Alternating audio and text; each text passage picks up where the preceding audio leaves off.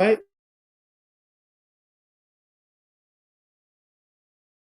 online, and we are dealing with the normal distribution. We have seen how to read the standard normal tables for the normal variable z. Now today, what we want to do is to see how do we use these standard normal tables for any normal variable x. We have been doing it for z, which is the standard normal variable, but we want to do it for any normal variable x. Okay, so if we are given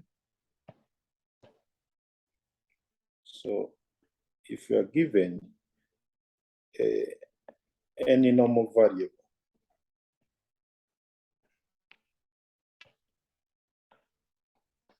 okay, where x falls a normal with mean mu and then variance sigma squared, then what we do, okay, we have to standardize.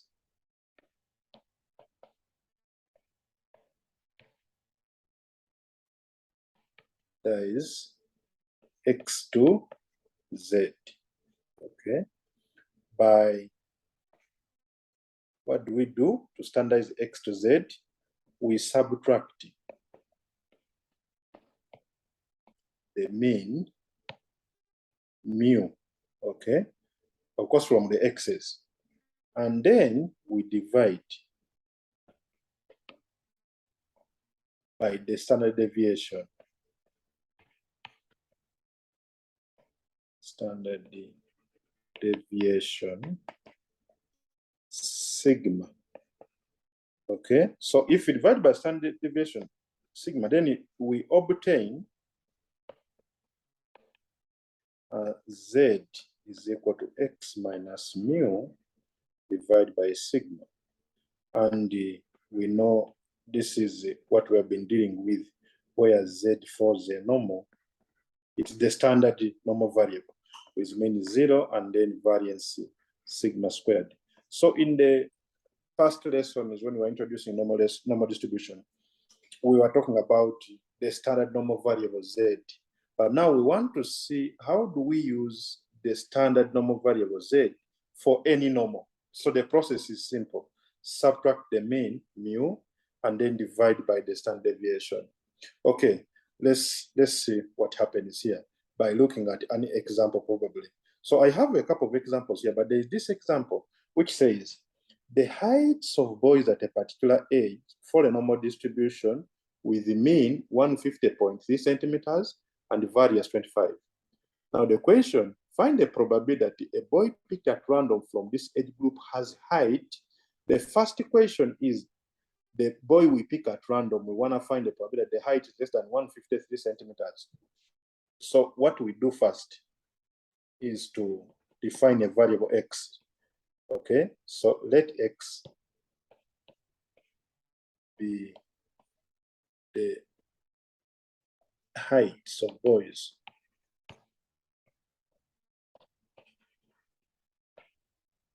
So x follows the normal with the mean mu and then variance sigma squared. So we have been given, okay, that the mean mu is 150.3 centimeters. And then the variance, which is always sigma squared, okay, is 25.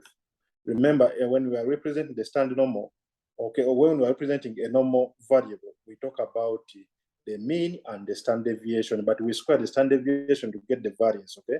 So this is equal to 5 squared. So the standard deviation is 5. So this normal variable, which is the height of boys, follows a normal with mean 150.3 and then 5 squared. Okay, so we now answer the question is, find the probability that a boy picked at random from this age group has a height less than 153 centimeters. So we want to find the probability, okay, that the boy we pick at random from this age group has a height. Probability, part A, is about the probability that if you pick a boy, okay, with that height x, then that is less than 153 centimeters. So the thing is, you have to standardize, okay, the x variable to a z variable. So this transforms to the probability that z is less than 153 minus 150.3 divided by 5. Okay, so this is the probability that x is less than, okay, 153 will transform to the probability that z is less than 0.54. If you subtract it, you're going to get 0.54. Subtract and divide, you get 0.54. And if I want to show this area, the area we're looking at basically is this. Okay? So let me change the color so this can be in a different color. So we are having this as the standard normal variable z, which means 0. So 0.54 is probably right here, 0.54. And then we want to have z values that are less than 0.54. And then the area between the curve and those values will be this area.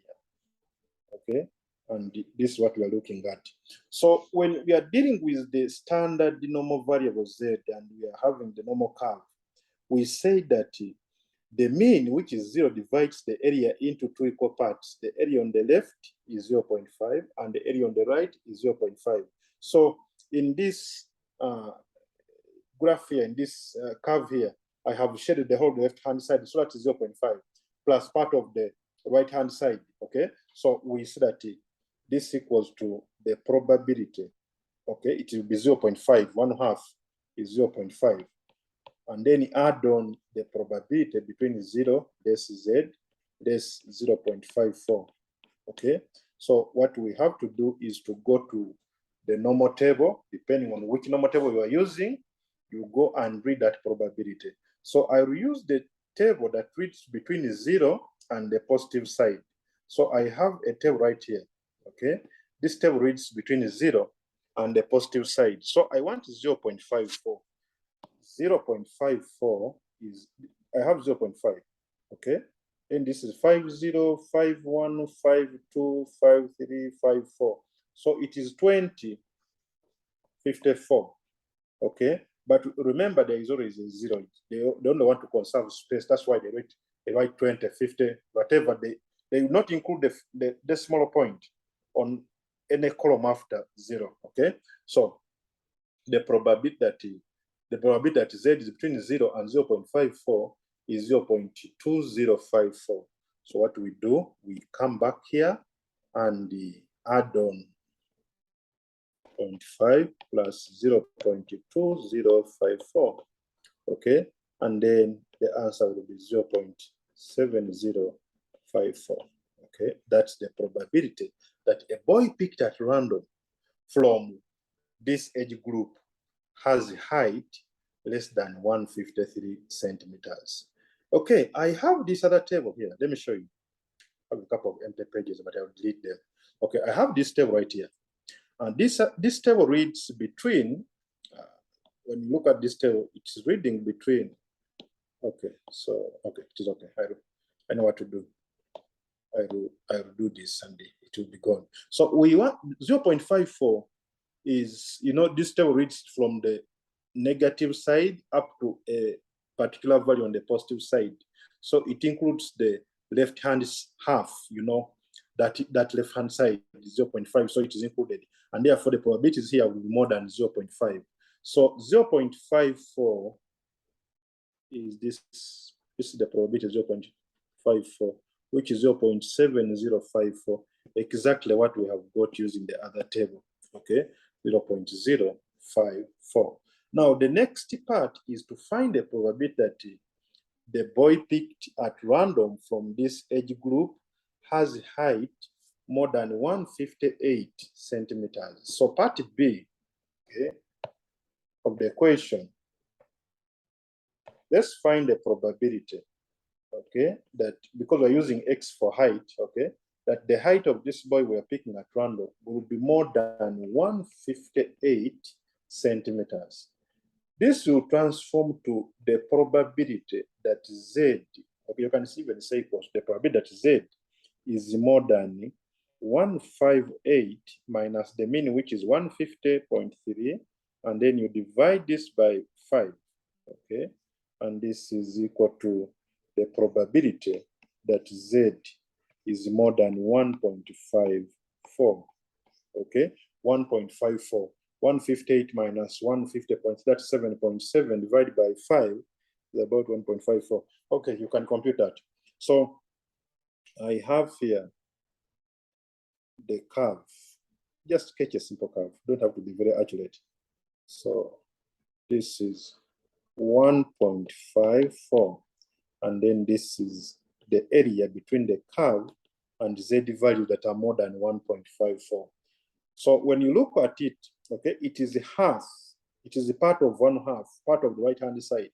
And we said if you have the areas just a part of just 1/2 of the normal curve, what you do, you subtract from 0.5 to always find. It depends on, but this is the extreme area. You know, it is beyond 0. We have 0 to 1.54, and then 1.54 up to positive infinity. So if the area is just the extreme area on 1/2, then we are always going to subtract from 0.5.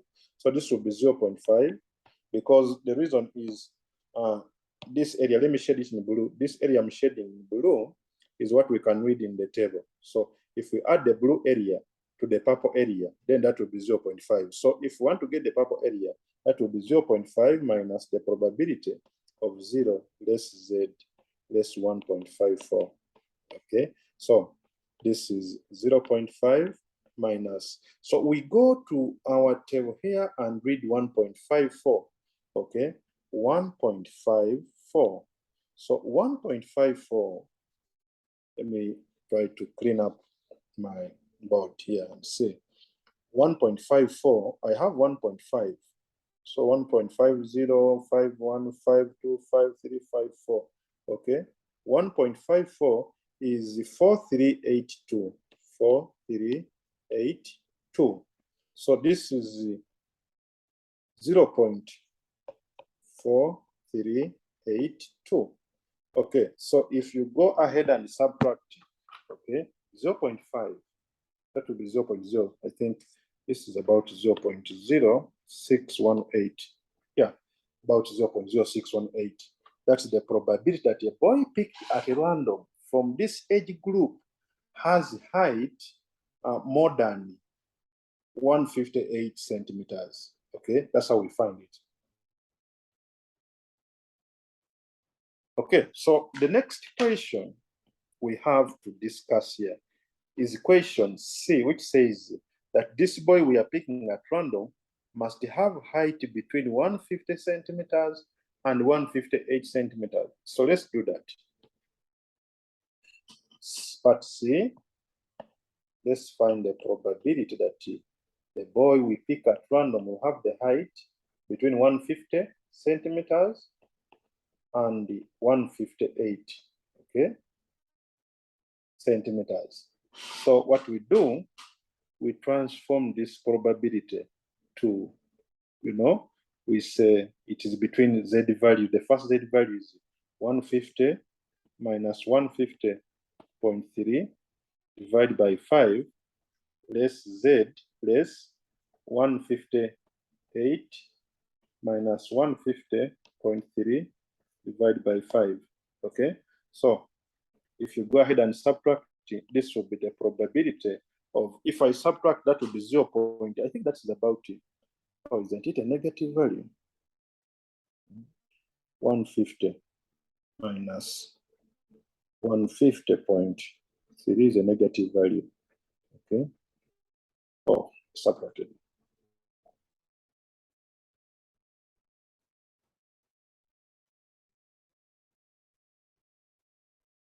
Okay.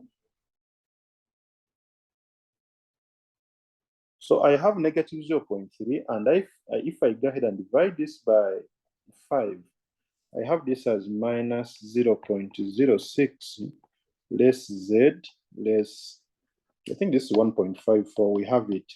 If you get 158 and you subtract 150.3, you get 7.7. Divide that by 5, you end up with 1.54. Okay, so this is the situation.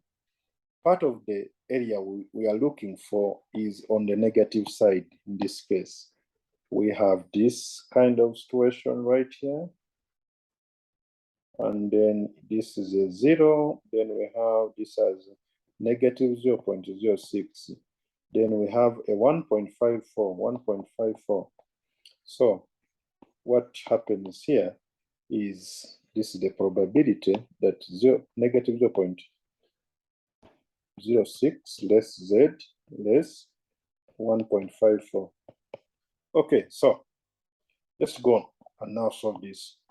Now the probability that 150 less x less 158, okay, is now the probability between 0 less z less 0.06, then plus the probability, okay, 0 less z less 1.54.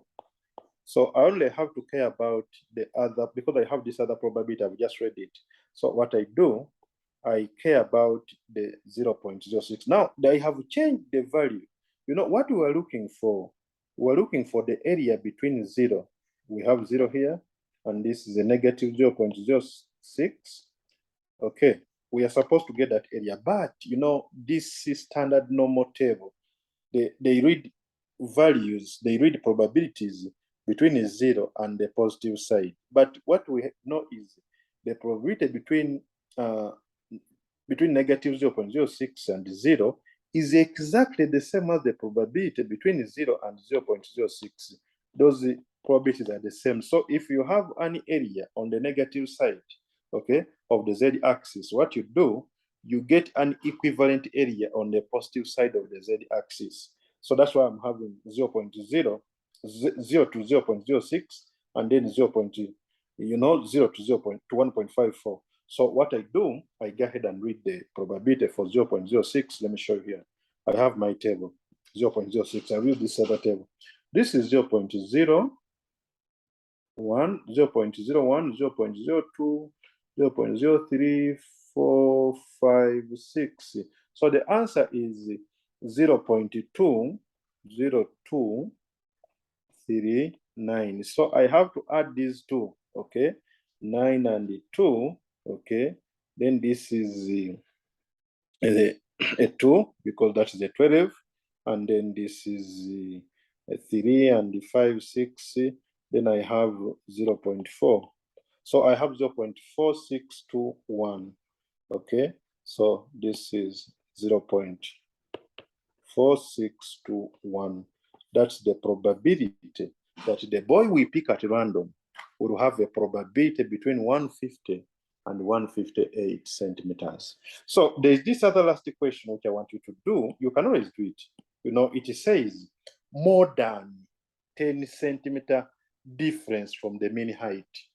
Okay, more than the difference between the mean height and the, you know, this height we are talking about should be more than 10. Okay, so when we subtract here, okay, if you, let me give you a hint, like since we're going to do it, if you want to get the probability of x, okay, more than 150.3 plus 10, because that's they're saying that the difference must be between that value and the mean is 10. So this is exactly the same as the probability that z is more than 10 over 2, okay?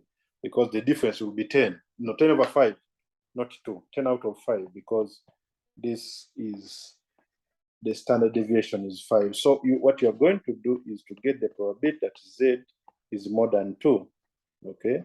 And I'm very sure that probability is 0.5, which is 0.5 minus the probability between 0 less z and the 2.